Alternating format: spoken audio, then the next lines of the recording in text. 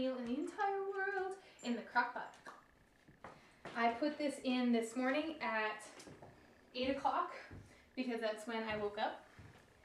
And I put it in with about 4 cups worth of broth. And it's about a 2-pound pot roast. As you can see, it's just roasting away. It's now noon, and I'm about to go head out with my friends to have a girls' day out. But I wanted a good dinner tonight, so this is what I'm doing. This is kind of a leave it, fix it, and leave it type of thing. We're gonna add some flavor things to the pot roast as it cooks here. We've got an assorted amount of bell peppers that are left over from other recipes that I've done, and an onion. These are basic flavors. My mom used to make this for me all the time when I was a kid, and even when I go back to Minnesota to visit, she cooks it for me. It's like the first thing she does for me when I get home. So, we're gonna cut these up, and you wanna be careful when you get this skin out here.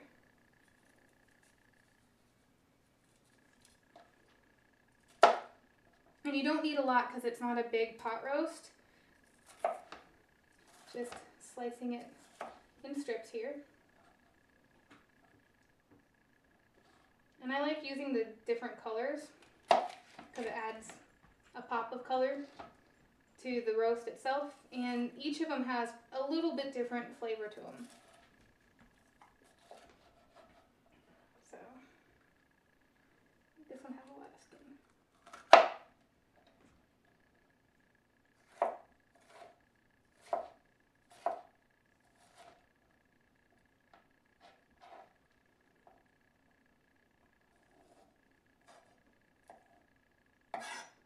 So there are those peppers. We'll go ahead and put them on. Depending on your crock pot, it will depend on how big you can do it. Don't worry about covering it when you put the liquid in the morning, because as you add things, because we're going to add potatoes and carrots and stuff later on, the broth level will come up. We're just going to put those on there. They can fall in. And now for the onion. I'm using a small, just basic white onion. Peeling it away. And again, just cutting it into strips.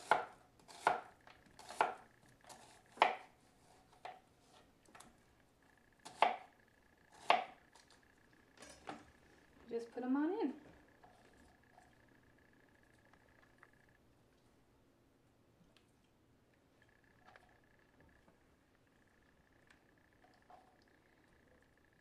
And now we're going to cover it back up and let it cook some more.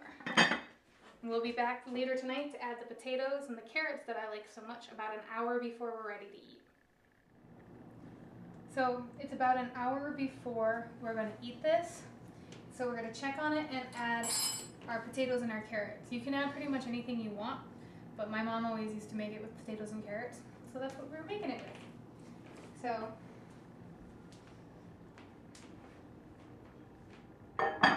first thing we're going to do is we're going to actually test the broth. Taste it. Be careful, it's going to be hot.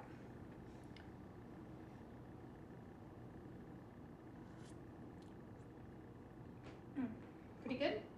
If you think that it needs to be beefier, add a little bit of bouillon of any sort that you choose.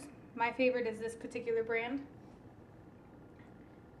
Now what we're going to do is we're going to add everything in.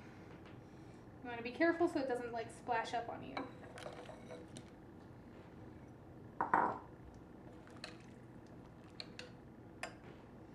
See how the water level's rising now? And I had said earlier, don't need to worry about covering it right away. This is why. Because if you put too much broth in it to begin with, then it overflows. Make sure you tuck everything in. Might need to pull this up a little bit so stuff can get in.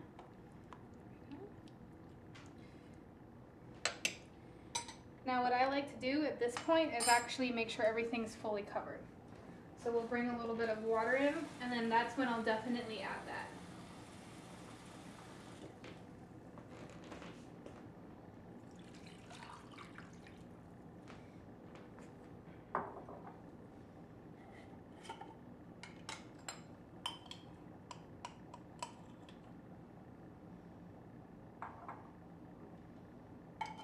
you'll use your bouillon based on how it tells you to, or if you're familiar with using it before, how you like to use it.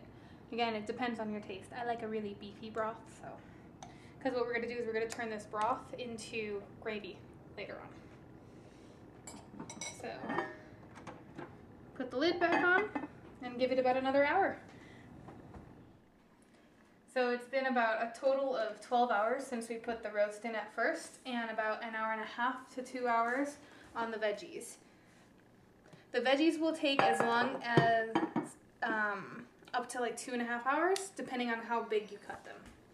So what we're going to do is we're going to pull the roast out.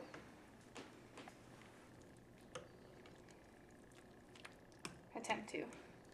At this point, it's going to start like just peeling apart, so you need to be careful. We're going to put it over on a cutting board and let it rest a bit outside. Now, we're going to take the juices. Because remember I said we were going to use these juices to make gravy. You're going to want as much juice as you want gravy. So we're going to make about 3 cups. Because we like gravy in this house. And a little more for good measure. You're going to come and put it on a heated stove. Now here's the secret. I suck at making homemade gravy from scratch. I've never been able to do it. I don't know how my mother does it, and I don't know how my grandma does it. So I take my stock that I've made, like in roast beef or making stock with bones, and I use packaged brown gravy. And it turns out the best gravy you've ever had. So that's what we're going to use. Go ahead and open them up. And you're going to want to whisk, because you need to whisk this in as you pour it in. Otherwise it gets lumpy. So.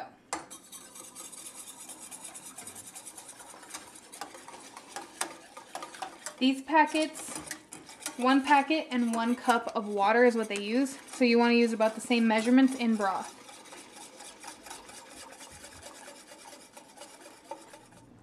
So the gravy's done cooking and we've turned off the oven. It's been about a minute and it's thickened up nicely. So now we're going to dish up on some food.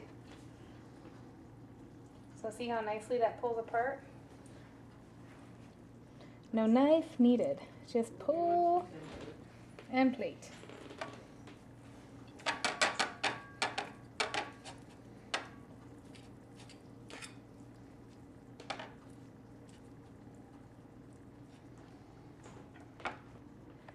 Let's get us some potatoes and carrots.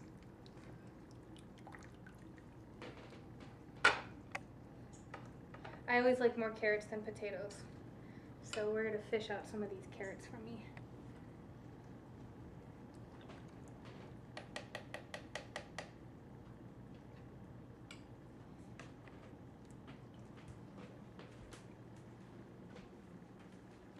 All right.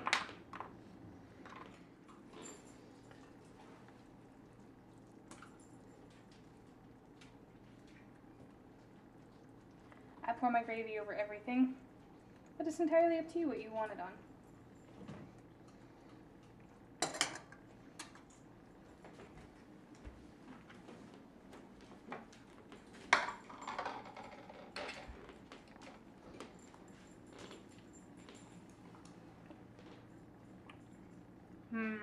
Perfect.